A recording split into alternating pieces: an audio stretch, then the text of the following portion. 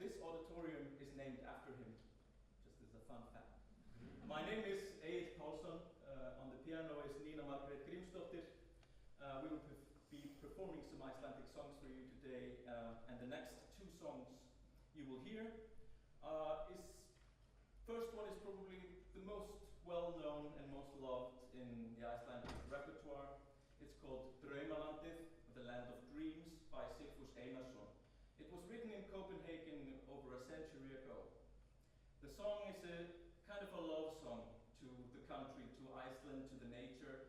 The text is so beautiful that it translates really well to people as well. That might explain the popularity.